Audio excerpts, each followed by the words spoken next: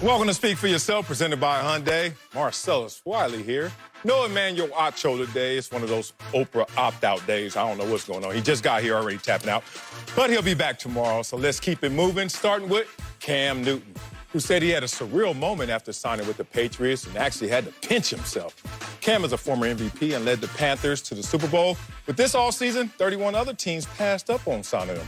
Cam spoke to the media on Friday and appears to not have a me against the world Tupac mindset. Take a listen. I don't have to prove nothing because at the end of the day, especially not to nobody, I have to prove to myself. That's a daily challenge, and I don't think nobody's expectations will ever surpass my expectations for myself. Scar fan mask, too much on it. I'm joined now by two Fox NFL analysts, Mark Schlereth and LeVar Arrington. But LeVar, let's start with you. You like Cam's mindset, saying he has nothing to prove? I like Cam's mindset for the simple fact that I know where he's coming from. When he says nobody, he's not talking about his teammates. He's not talking about the people that are going to be directly influenced by his influence. He's talking about the media. He's talking about the people who are naysaying him out in social media and in the fandom world. So to me, when he says, listen, if you're looking at me and you're basing your judgments off of what you view of me and what you think I have to be, no, he doesn't have anything to prove. And no, he doesn't have to prove it to nobody. So to me, I like the mindset, especially for the simple fact that he made it a clear point to say, listen, nobody is going to be harder on myself than myself. So I like it. I like the approach. And I believe as a leader, he's saying that in camp. So he's already had the necessary conversations that he's needed to have. I don't like it at all. And I expect these active players to go up there and pander and give podium talk and BS, but not retired players of VAR. No way can we not keep it 100. You know that he says that he's not trying to prove anything to anybody. Nobody. Nobody. Now, we know the definition of nobody. That means any person, right? He says he doesn't want to go out there and prove anything to anybody. Is Bill Belichick somebody? Oh, he is. He's somebody, right? Is Josh McDaniels somebody? Is Bob Kraft somebody? How about the very premise of athletics and competition is to work, sometimes in silence, sometimes in private, so that you can go out there and prove to your opponent and the other team that you're actually better than them. So when I hear athletes saying, oh, man, it's all about me and I set the highest standards and who cares what everyone else thinks, come on, big dog. There's no way you even move up the pecking order, the depth chart. Remember, this is Bill Belichick in the Patriots way. The way he goes down is everybody has to earn their position. You only eat what you kill. And now you have nothing to prove to the person that's going to stand there in judgment about your career, your one-year audition to return to greatness. A lot of BS right here, big dog. Yeah, I got to say I'm with you 100%, Marcellus. Let me tell you this. Actions speak louder than words. What have your actions shown this whole offseason? Let me prove to you that I'm healthy. Let me prove to you that I can still throw. Let me prove to you that I can still move around. Let me prove to you that I was the player that I was in 2015, not the one you've seen the last 2 years and the season with injuries. I mean, it's been a whole campaign of let me prove it to everybody. And I'm talking about social media. I'm talking about to all the media. I'm talking to everybody. Let me post the videos and let me show you that I'm all right. I hope you want to prove it. I hope you are, because you have to prove that you can stay healthy, number one. You have to prove that you were the guy in the first 8 to 10 games of the season, of the 2018 season, where you were exceptional from the pocket. You've got to continue to prove that, because that right now is the outlier. So everything you've done this offseason is to prove to everybody out there on social media, everybody out there that talks about football, that you are different, that you can still play, that you are the guy you were that won an MVP. Well, let's see it. So, to me, what you're saying, I only have to prove it to myself, and what you're doing aren't congruent. They're two totally different things. It's all about perspectives. I respectfully understand the point of view in which both of you have come from. Okay. But I still have to agree from my perspective. His storyline has never changed. The things that he was doing on social media, the things that he was proving and showing to were the people that truly matter. Those don't fall in the nobody lane. I know you used the guys, Belichick and Kraft, and you brought them into the nobody conversation. But as I alluded to in my first point, Those are people that matter within the parameters of what Cam is saying for himself, what he has to prove. So to me, I look at it, listen, I look at it like this. This is the beauty of what Cam did, is that it is so cryptic in so many ways that, Mark, you could have it the way that you're thinking of it.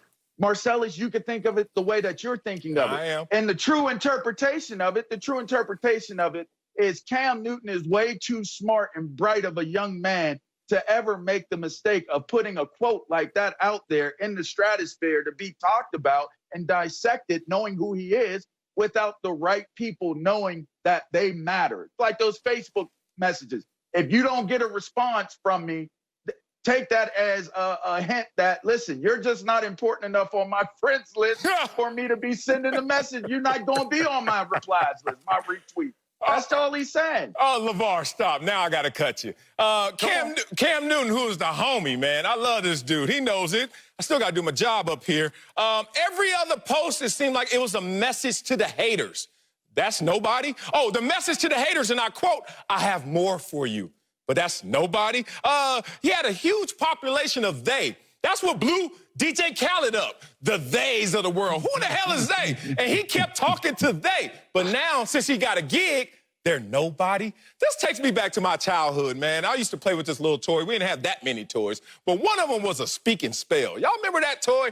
Yeah, loved it. They had different colors. Yeah, and you pull that little string, and it had like 30 program messages in it, and that big-ass arrow just turn around and find the land on it, and it just say whatever. It's so funny. Once you grab the speaking spell, a lot of these Patriot players, as soon as they get in that building, it just lands on podium talk. Oh, the Patriot way. Oh, I only have anything to prove to myself and no one else.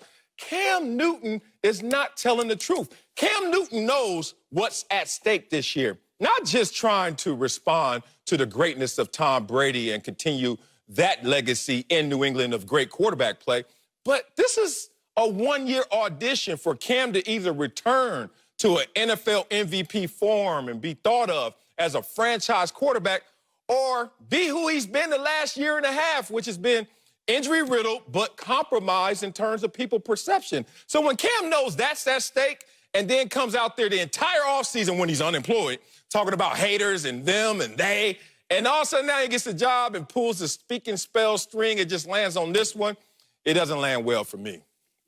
I just hope, here's what I hope for Cam Newton, because I've had the opportunity to do a couple of Carolina games and talk to Cam Newton just one-on-one, and he has grown up. And I really appreciate him taking responsibility and him growing up and maturing like we all do as we age. I mean, that's just what happens, right? But I hope he's got a giant-sized chip on his shoulder. I really do, because I want to see Cam Newton play great. I want to see him not only be the physical, dominant player that he was back in 2015, but I want to see him combine that physical dominance with what I saw early in the 2018 season. Because if you get that in New England, guess what? The New England Patriots are winning that division again. Let's move to a quarterback who knows a thing or two about New England. The guy Cam is replacing in New England, Tom Brady, led the Patriots to 6 Super Bowl titles and earned his reputation as the GOAT. Now Brady is leading a Bucs team that hasn't won a playoff game since 2002. Damn, that's when I was playing. So it's pretty obvious that adding Brady to the squad has expectations at an all-time high. So, LeVar, think Tom Brady gets a pass if the Bucs struggle this season? No. And listen, when this season takes place, there are so many reasons that you could give as to why it would be justified to give him a pass. But we all know that all the storylines are train tracks that are going to eventually come to one track, and we're going to find out which locomotive has the most strength and the most coal and got there first before all the other ones came there and wrecked. That figure of speech that I just used, can Tom Brady do it without Bill Belichick? That's one of those cars. Is he too old? That's one of those trains. The fact of the matter is, as much as you would like to give him a pass if he doesn't have a good year based off of the COVID-19 pandemic, based off of uncertainty of a season, you're still going to think about Tom Brady and the success that he had with Bill Belichick. And now you'll say he was a system quarterback. It was Bill Belichick all along. You're not getting out of that shadow if you have a poor season. Oh, man, got to disagree with you again. What the hell's going on this Monday A block right here? Hold on. You just told me that Tom Brady won't get a pass if things don't work out as advertised in Tampa Bay. Have you ever heard of the word equity? Have you ever heard of the word equity? That's going to be the mattress he lands on. It's the equity. If all things go wrong in Tampa Bay, he will land on an equity mattress of 6 rings and 9 Super Bowl appearances and say, hey, every reason you just outlined, LeVar, talking about, oh, it was a compromised offseason, the pandemic, really couldn't dive into the playbook and materialize it on the practice field. Everything you laid out is going to be a reason or excuse for Tom Brady to go out there and use his mulligan. Now, let's look at this situation for what it is, a GOAT switching a franchise. That happened in the NFL before. We all know what happened when we were talking about the great Joe Montana, who found themselves in the Chiefs uniform. Now, everyone wants to talk about how, wow, that went well in terms of the win percentage, and he took them to the AFC Championship game. But people don't remember necessarily how that year ended. It ended with him going 9 of 23, 125 yards, no touchdowns, got beat by 17, and 1 interception against the Buffalo Bills. You think about that last game, and then you go into the offseason. Nobody was mad at Joe Montana. They was like, thank you for your services and thank you for taking us this far. You can go to other sports with Michael Jordan in the Wizards years. But if this year doesn't go as planned, as advertised, trust me, Tom Brady's just going to sit there and say, give me my mulligan and let's run it back next year. And I don't think anybody's going to blink an eye. See, I disagree. I think Tom Brady's on the hook. I mean, I look at this team just in general. This team went 7-9 last year with a quarterback that turned it over 39 times. 39 turnovers, 30 interceptions, 9 fumbles. I mean, it is unbelievable. That's a playoff team. He's coming into one of the most loaded offenses when you talk about weapons with Mike Evans, Chris Godwin, 3 tight ends, including Gronkowski, who came out of retirement to play with his buddy Tom Brady. There are no excuses. People have been trying to bury Tom Brady for the last 4 years and say, oh, he's too old, he's too this, he's too that. Listen, there are no excuses. And then you look at that Tampa Bay defense, young. Everybody's a first, second, or third-year player on that defense. They are young, they are physical, they are athletic. They are going to run that Todd Bowles blitzing scheme. This is a team that's going to create turnovers and give Tom Brady opportunities with the football. I don't think there are any excuses for Tom Brady or the Tampa Bay Buccaneers. It is playoffs or bust. And if he doesn't make it to the playoffs, I think they're going to point the finger to Tom Brady. We hired you to come in here and take us to the playoffs. That's exactly what you're supposed to do. You're the quarterback that doesn't turn it over. You're smarter than everybody else. You're going to lead us to the promised land. If you don't get it done, then everybody will be saying, hey, Tom Brady, it's true. Tom Brady's falling off a cliff. He's 43 years old. He can't play anymore. And I don't think there will be any sympathy for Tom Brady. The other thing they'll say is, oh, see, it was Bill Belichick. It wasn't Tom Brady. I don't think there's any excuses for Tom Brady. What? Go ahead, Marcellus. You want to respond? Yeah. You know how many NFL quarterbacks have finished a full season at the age of 43?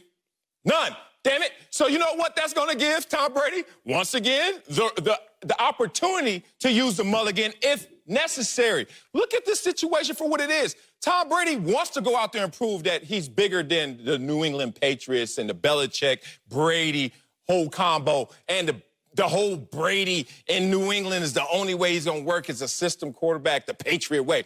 He wants to go out there and prove it. Does he need to prove it? Did Joe Montana need to prove that he was still the great one?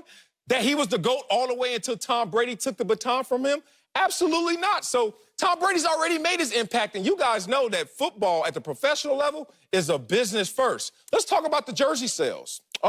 Let's talk about the ticket sales. I don't even know if these fans are going to be able to use these tickets, but they already purchased them. Let's talk about the 5 primetime games plus flex game opportunities that the Tampa Bay Bucks already have before they even snap the ball one time. And you're saying if he makes the playoffs or bust. He's going to make the playoffs. I was thinking in the mindset of Super Bowl or bust because that's the standard for Tom Brady. So unless you're talking Super Bowls, you're not really talking Tom Brady language. You should have went to school for legal studies. You should be up in somebody's courtroom fight because you would get some. You would have got Ghost off in power, man. Like, that's out the power. You would have got him off because You love changing how the argument is used and discussed. Listen, if they sold all those tickets and jerseys, that's wonderful. That's a beautiful thing. Oh, money doesn't count? We're talking about if they struggled. Are you giving him a pass? Fans aren't sitting there buying tickets and Tom Brady jerseys, and if he struggles during the year, they're still happy to put it on. They're going to go in their closet and they're going to be like, man, let me put Sap's jersey back on. let me throw Keyshawn's jersey or somebody, because this ain't right what Tom Brady did to us. This ain't, you tricked me into buying tickets. Let's talk about that mattress, that soft mattress of equity, the equity match. Here we go. That mattress resides in one place called Foxborough, Boston, anywhere in that little area, that region. But one place that mattress is not going to be is in Tampa Bay, Florida. And to that point, go ahead, Mark. Go ahead, Sting. Go ahead. You can jump in. I just want to know one thing. If he stinks at 43, how's he going to mulligan at 44 in the Marcellus equation? Oh, they already gave him a mulligan, Stink. How long is the deal? How long is the deal? Anybody? 2 years? I bet you they'll get out of it quick.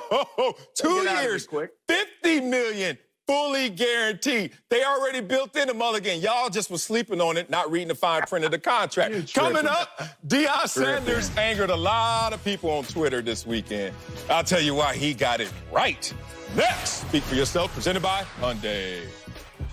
Welcome back to Speak for Yourself, presented by Hyundai. Let's return to the NFL, where 67 players chose to opt out of playing this season. The reasons included health concerns for themselves and their families during the pandemic. Patriots led the league with 8 players who won't play in 2020. This news prompted NFL Hall of Famer Deion Sanders to put those players on blast, tweeting, quote, "All players opting out in all sports. Please believe the game will go on without you. This is a business, and don't you ever forget that. There's no one that's bigger than the game itself. Only the ref, umps, and officials are that important that you can't play without them. Not you. Hashtag truth." Joined once again by Mark Slayer, LeVar Arrington. Start with you, LeVar. What's your reaction to what Deion said, man? Well, my reaction was to call him and talk to him about it, and that's what I did. I got on the phone with him, and we just kind of talked through it. And for me, when you're looking at it from a sensitive, confrontational conflict of approach, you're going to come up with a negative thought and idea of what Deion is saying. Like there's some slave mentality connected to this, or you're not looking at it and seeing it from a reasonable or sensible perspective, but he is. And here's the reason why. When you take the sensitivities of this out, when you take the sensitivities of what's going on with this quote that he makes, I look at it and based off of my conversation with him, he's basically saying to you, the business side of this will look at it and it will say, if you left based upon health reasons and concerns, it's understandable, but our business is still continuing to move on. So you're not going to stop your business from taking place because you lost an employee. That's the business side of what's taking place. So people are still trying to figure out, well, why are people, discussing, in terms of, geez, I lost my thought here. People are really discussing, people are discussing why Deion would compare them to the regular everyday civilian. And here's the reason why. If your money isn't guaranteed and you leave your job now and you don't happen to get your job back moving forward, you're going to find yourself looking at the same pressures that the people that are working in everyday jobs are going to find themselves in. You are not immune to having to work after you've played in the National Football League or in pro sports in general. So I understood where Deion was coming from when he made the points in terms of, listen, the show goes on. You're not bigger than the sport. You're not bigger than the game. So get it while you can, because a business is a business. It's not personal. Deion must have bored you on that call because you lost your train of thought there. I got a call while I was doing kind of bored. Somebody rude. They should know I'm on TV right now. Prime could be long-winded, so I get it. You can kind of drift away a little bit. Nah, you know what's interesting? That there are some parallels to the essential workers, the everyday person out here. I think Deion got this right. I just think people are too sensitive to see the reality. I think they're trying to marry their ideals to the reality, and that's why there's this conflict. A lot of essential workers had this internal discussion. They were like, man, I want to take care of myself, my family, my health, but I need to go out there and make sure I am still a person that they hold in high esteem at the workplace, as a person that is still going to have his job once this pandemic goes away. So when you're in that position, it's a little different than the NFL experience, but I think it maps on conveniently to the NFL experience. Let's break this on down. Jack Del Rio went on record and didn't say much, but said a lot. Jack Del Rio said, I don't think you guys want to know how I feel about players that are opting out. So I'm just going to stay a coach, a defensive coordinator in Washington, and remain silent. But that spoke volumes because we are all three veterans of that football experience. Let's talk about the culture of football, where they will keep tabs and they will use judgment against you in a negative way when you're talking about players that are opting out. Let's break this down. Every single play you miss in the NFL, coaches looking at you sideways, let alone a game, let alone a season, and in their eyes, for this reason. So think about the inherent risk that we all know comes with the game of football. A lot of that, most of that, is going to be inflicted on you. So, hey, if I go out there and bash my brains in or go out there and break something dislocated, I feel the pain. But people don't know about the mental trauma that comes with playing the game of football that you do spread around that family. So there is an inherent risk that is, lack of better terms, contagious, that other people will feel because of what you're going through in that roller coaster of playing football. But, oh, boy, the times where I dislocated my finger, and I remember I was in Dallas, and I ran to the sidelines like a little kid just thinking I was going to get some sympathy. And someone, please, look out for me and my well-being in that moment. I remember Parcells cutting his eye, looking at me, said, you got 2 plays. 2 plays to put that finger back in and get back in there for 3rd down. And that's just a microcosm of the mentality of the football culture. I think Deion was talking to that, not to someone else's ideals. I read those quotes, because I had seen everybody blasting Deion on social media. I read those quotes and said, 100% true. Everything he said was 100% true. And I didn't have any problem with it. The wheel will continue to turn because that's the NFL. That's the business of the NFL. And there's not one person that has ever played this game that the league has stopped when that person could no longer play. Great. Hey, Peyton Manning was a pretty good quarterback, right? Yep. Peyton Manning retired. Did the league keep going on?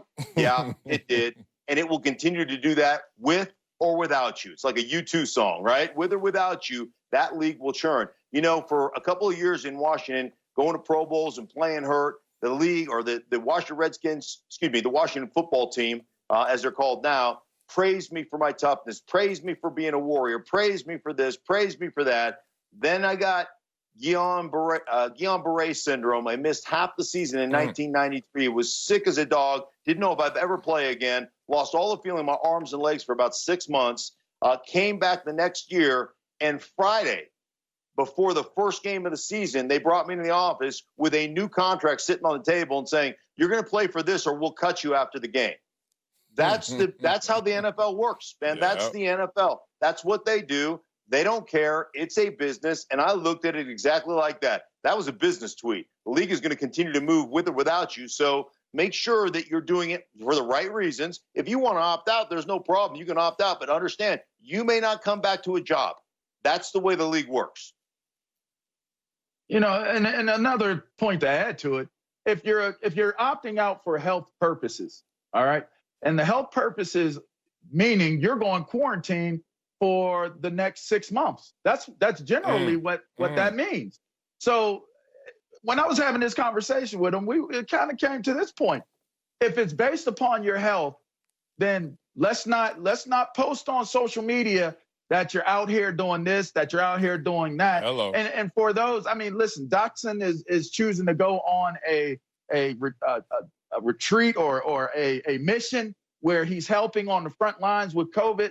That's wonderful. As long as you understand what Deion is saying is you're doing something and you have to understand there's some sacrifice. There's some give and take that takes place when you make those type of decisions. This isn't a Myron Rolle decision where you're saying, you know what, I'm opting out to go start a new career altogether. You're talking about you're taking the year off based upon what you believe the risks are and what the rewards are. You weighed it out and you decided you're not going to play. That's not racial. There's no color connected to that. that number 66, however many guys that decided not to play, that is not all black players. And the last point I would make is when I was growing up, I did not grow up poor, but I did not grow up wealthy either. When I was growing up, I was driven by the idea and the thought that if I could make it to the National Football League, that I would make enough money and a great living to be able to live the type of life that I would want to be able to live.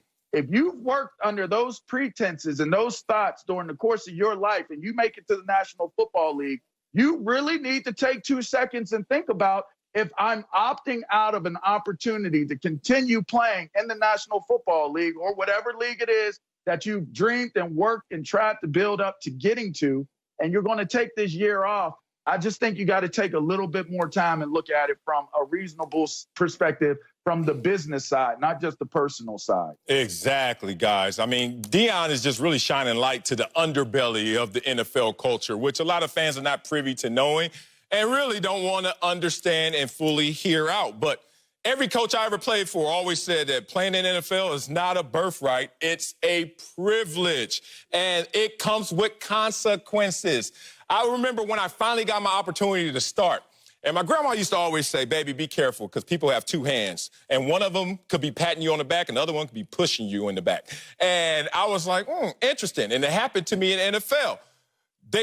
You're playing through all the injuries. Remember those days you played through the injuries, and they're like, oh, this guy's so tough. Oh, he's so loyal. He is such a great player for us. He buys into our program. I had a back surgery, abdominal wall surgery, foot surgery, and shoulder surgery, and still was playing well, and then had a little downtick in terms of production. And all of a sudden, like you said, Stink, that contract comes at you again, and you're like, wait a minute. All this time you've been telling me how I've been a great soldier for the team and fighting for the cause, and now you're trying to tell me it comes at a cost. It comes at a consequence. And I think that's what Deion is talking about. But for everyone who pushed back on Deion, I just want to tell you one of the biggest problems I have in this country right now is that counter arguments are too easily dismissed, too easily ridiculed, and too quickly ignored. What Deion is talking about is where the rubber meets the road. And if you've never been down that road, don't dismiss his journey so fast. Coming up, the NBA playoffs are right around the corner. Anthony Davis's shot is in preseason mode. We'll tell you if LeBron should be worried. Next, Be For Yourself, presented by Hyundai. If you want to save money this summer, why not start paying less interest on your credit card balances? Refinance with a credit card consolation loan from Lightstream. It's an easy way to save hundreds to thousands of dollars and lower your interest rate. Lightstream offers fixed-rate credit card consolidation loans from 5.95% APR with autopay and excellent credit. That's lower than the average credit card interest of over 19% APR. Lightstream rewards consumers who have good credit with a great interest rate and no fees. The Speak For Yourself podcast is a big fan of Lightstream. You can get a loan from $5,000 to $100,000. You can even get your money as soon as the day you apply. Our listeners can save even more with an additional interest rate discount. The only way to get this discount is to go to lightstream.com/speak. That's LIGHTSTREAM.com/speak. Subject to credit approval. Rate includes 0.5% auto pay discount. Terms and conditions apply, and offers are subject to change without notice. Visit lightstream.com/speak for more information. Tonight, NL East contenders face off on FS1. Freddie Freeman and the Braves take on Bryce Harper and the Phillies. The action begins at 6 Eastern on FS1 and the Fox Sports app. In my baseball voice. Welcome back to Speak For Yourself, presented by Hyundai.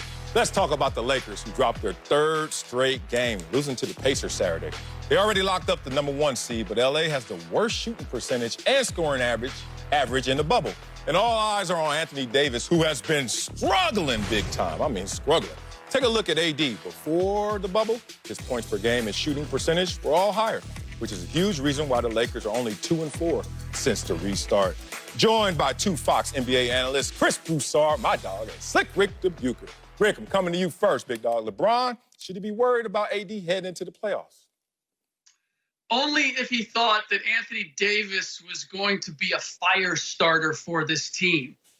And I believe that LeBron has to know at this point that he's not that. It's no accident that when the Lakers were going well, Anthony Davis was going well. And now that the Lakers, because he's not alone, now that the Lakers collectively are struggling in the bubble, so is Anthony Davis.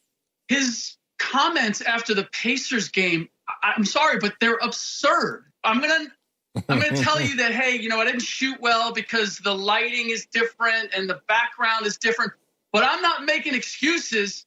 I'm just telling you that there are excuses for why I shot the way I did. And by the way, if you're as good and talented as Anthony Davis is, your shooting doesn't determine how you play.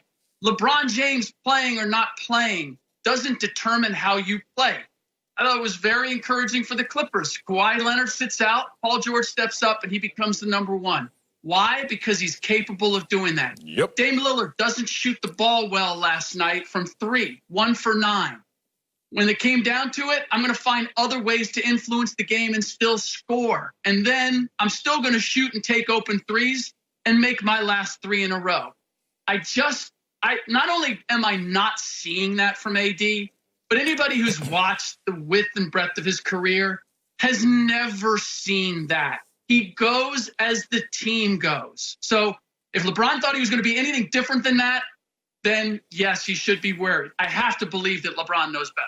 Absolutely, he has to be worried. One, you just can't lean on a resume, a history of AD carrying a team. Like, yeah, in the regular season, him being electric, him being AD, unguardable. But in the playoffs, well, we don't have that resume. So then you start to say, oh, it's okay because I'm the best player on our team. And then AD just goes along for the ride. But any captain would tell you that the best co-captain is the one that allows you to take a nap every now and then. And you don't have to keep one eye open because you can't trust them. And that's what AD. So, look, we watched the Pacers game. And the Pacers shoot 59% from the field with AD on the court. And then when he's off, they shoot 33%. What? How the Pacers get better in that situation with him off the court? So then you get to a greater sample size. If you want to take it further, the Lakers have a higher win percentage. Win percentage, not the same sample size, win percentage without AD this season than they do with AD. Plus minus since they've been in the bubble. You would think that it's the worst when both of them are gone. It's actually when both of them are on the court. What the hell is going on with the Lakers? Like, there's no chemistry at the top when you're talking about LeBron and AD. This is the wrong time for LeBron to have this type of anxiety about his Robin. Well, the first thing we have to realize, let's just call it what it is. It's title or bust. Okay, so when we say worried, I'm not particularly worried about them getting out of the first round. Portland, whoever they're going to play, I think they'll win the first round. But this is championship or bust. So now when I say worried, I'm talking about the Clippers mainly as far as getting to the NBA Finals. So, yeah, LeBron should be worried because LeBron has always been at his best. He's won his 3 championships when his second guy is a dog. Dwayne Wade, Kyrie Irving. AD, look, Rick knows this. You talk to people around the league, and they just don't think that's who he is. All right, and some are like, you can't force that personality on a guy who doesn't have it. I do think the Lakers should have tried to really cultivate that in AD all season long. He should have been the guy they went to in the fourth quarter. He should have been their main scorer down the stretch to get him ready for it. I know LeBron can deliver in the fourth quarter. They needed to work that into AD if it's possible. They didn't try to do it.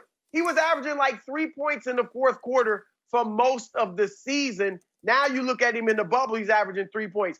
Even in that game, that huge game he had against the Clippers at the beginning of the bubble, he had 2 points in the fourth quarter. So now you can't count on him in the fourth. And he's showing you that he doesn't have that dog because the last 3 games he's averaged 11 points on 33% shooting. A dog would say, you know what? I'm 6'10". I can play in the post. Let me go get some easy ones down low. Let me get to the free throw line and get a couple of buckets to feel better about myself. Instead, AD stayed outside, shot 3, shot long 2s. He's not a great perimeter player. He's a good one, and especially for his size, but he's not Kevin Durant, Dirk Nowitzki. He needs to be inside a little bit more, but that takes dog. And, yeah, he's lacking that, and that should concern LeBron James. Yeah, we saw that same thing against the Rockets. He had a great opportunity to dominate that game on the inside, and he did it for a little bit, but he didn't do the point that he was going to win the game doing it. And to your point, Marcellus, you mentioned the defense, and there's no accident there. Like AD, in many people's minds, was a defensive player of the year candidate this year.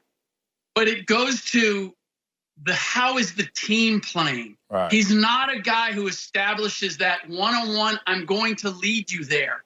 If the team collectively is playing good defense, then AD is going to be that guy that plugs all the holes and makes all the plays. He can be very, very good and versatile in that. But it always depends on the pieces around you. And what to the heart of what Chris is saying about the playoffs and making that run to the championship is you have one of two things. Either you believe that LeBron James at age 35 is never going to have a down game or a down series and is going to win 4 games in every series by himself, or you have to believe that Anthony Davis is going to be the best player on the floor and he's going to win some of those games for you. And what we have not seen in the bubble to this point is AD's ability to step up and say, get on my back and I will carry you. Not for a quarter, not to the best box score line, to win the game. And that's always been my concern with the idea that the Lakers were going to be able to replicate their regular season success in the postseason. Yeah, look, Chris is saying championship or bust. Look, I saw Kyrie, I saw Dwayne Wade with LeBron win some and lose some. And it comes down to the chemistry and the trust and how they're playing well together in those critical moments.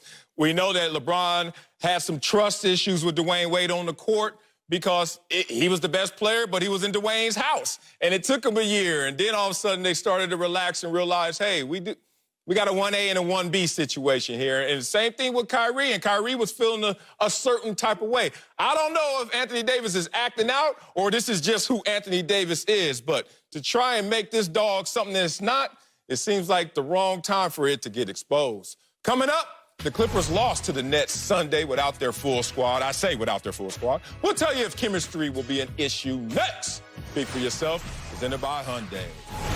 Welcome back to Speak for Yourself. Let's talk about my Clippers, who lost Sunday to the Nets. But let's look a little closer. They play without Paul George, Patrick Beverley, and Montrezl Harrell. Clippers are the 2 seed in the West with 2 games to play, but they haven't played 1 game in the bubble with all 4 of their top scorers. Joined once again by Chris Broussard and Slick Rick the Bucher. Starting with you, Rick. You concerned about my Clippers' chemistry? I feel like I should be worried about it, but I can't be worried about it if Doc Rivers isn't worried about it. And he's clearly not worried about it because he's the guy who's setting the rotation and the lineups and not putting all of the guys out there at the same time. Now, obviously, Montrezl Harrell wasn't there and hasn't been there, so he didn't have an opportunity to do that. But I look at, I'm going to say no by virtue of the fact that it's more to do with what the Lakers are missing. Chemistry was what the Lakers had over the Clippers, and obviously that's fallen off. So by default, I'm less worried about the Clippers' chemistry because it looks better in comparison. And there's some insight elements here that make me feel good about it. Okay. Unlike the Lakers, the role players who are getting a chance to play and play bigger roles as a result of Doc not going with his top lineups, for the most part, are delivering. JaMychal Green has been doing more. Ivica Zubac has been doing more. I'm seeing the complementary players step up and give you minutes and give you big numbers, and that's different from the regular season. So I don't know if you're going to count on them. The one exception is Landry Shamet, but I feel like Doc is figuring out who's going to be the best in this bubble and who do I maybe have to put to the side, and it's a period of discovery. I will say this, anytime they felt like, you know what, we really need to step up and make a statement here, they have done it, particularly against the Dallas Mavericks, which is their likely first round opponent. They came together. So much like the regular season, every time I start to think I'd like to see the Clippers get a little consistency and bring it together, they do something that makes a statement that makes me go, you know what? When they play, they can play better than anybody else. Oh, Rick, you're going to get mad at me because you know every now and then my fan man comes out and I start to get a little scared, start biting these fingernails down. I know. And right now I'm a little worried about our chemistry. I'm going to be real. You talk about you're not worried because Doc is not worried. We're 3 married men. My wife worries because she know I'm not worried. And guess what? She's smart for doing that because I ain't tripping on anything and nothing will get done if you use my mindset. So sometimes it's good for you to worry when someone else isn't. And I'm looking at this situation. We have like 13 dudes. Like literally when you try to set the rotation, it could be paralysis by analysis because everyone is capable. It's almost like you're looking at these guys and you're like, damn. Michael Green, he balling. Everybody balling. What am I going to do if I cut his minutes? He's a 20-minute guy, and I cut him down to 5 minutes in the playoffs. He's going to have visions of grandeur. And if I take that away from him, how is that going to work in this locker room in terms of chemistry? And is that going to be the optimal way for us to go out there and win basketball games? Because we have so many ways to do it. So I'm looking at a situation where I'm a young DJ growing up, and I remember I bought my first little mixer. It was a little 12-channel mixer, and it had 12 buttons, and you treble over here and bass over here, and it was pretty simple to play with. And then you look at Dr. Dre's mixing board, and that's what the Clippers got. Like, it's like 256 channels. You're like, ooh, you better fine-tune this because you can mess this up, and I'm just scared. We got so much, we might not have enough because we don't know how to play it. Look, I hear you, Marcellus, because you really don't want 12 guys that you can play, and several of them are on the same level, and that is what the Clippers have. But I really think they are so all in on this championship. I think they know that one of their little leaders, Patrick Beverley, is all about winning a championship. Doc Rivers, obviously a veteran voice. Kawhi, Paul George, not really vocal, but they are fixated on a championship. That I got to believe the Jermichael Greens and Patrick Pattersons and guys that might not play as much once everybody is there will buy in and accept that because this is all about a championship ring. And the reason I believe Doc isn't worried is because this has been the case all year. I know that they wanted these 8 games. Kawhi said it going into the bubble. They wanted these 8 games to be where they finally got their full cast of players together and developed some kind of consistency playing together. It didn't happen for various reasons.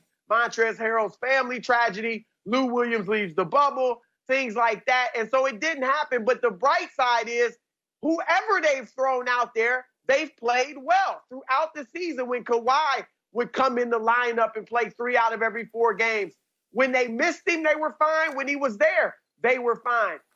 I think a lot of that's because nobody really over dribbles too much or dominates the ball. Kawhi will dribble it, Lou will dribble it, but not like a lot of the stars in the league. So they have their system. Everyone seems to fit in. Most guys know their role. So I think they're pretty good. I was worried a bit about Morris, Marcus Morris, and Reggie Jackson. But as time has gone on, Morris has shot a little bit less, seemed to understand his role a little bit better, and now he's playing well. Reggie Jackson is going to have to understand, you know, you don't shoot as much, but outside of those little things, I think they'll be fine. Man, it sounds good, man. Until I got to the league and, you know, you go to the club and you're with 13 dudes that will put their credit card down on the table and you're like, yeah, this is a dream. I ain't got to have all these freeloaders and beggars with me. Until one of them dudes like, hey, since I can't get my own table, I don't want to sit at yours. I'm going to go sit over here. Next thing you know, you're fractured. You're splattered all around the club and not sitting there at one table. Kind of liked it when I had to take care of all my boys. They had to sit with your boy. Coming up, Cam Newton says he has nothing to prove. We'll ask Uncle Jimmy if he really believes that. Let's speak for yourself. Spoke to the media Friday, and the new Patriot said he doesn't have to prove anything to anybody but himself. Whew, spicy. Joined now by Uncle Jimmy. So you like Cam's mindset saying he has nothing to prove? Oh, hey, man, damn that, man. What you and LeVar Arrington done with my boy Emmanuel Oates. So, what you mean? He went over What the hell y'all done? He just Now said. look, first of all, I know for a fact that the only person that got something to gain at the untimely demise of Emmanuel Ocho is none other than LeVar Arrington. And you are the self-confessed co-host killer.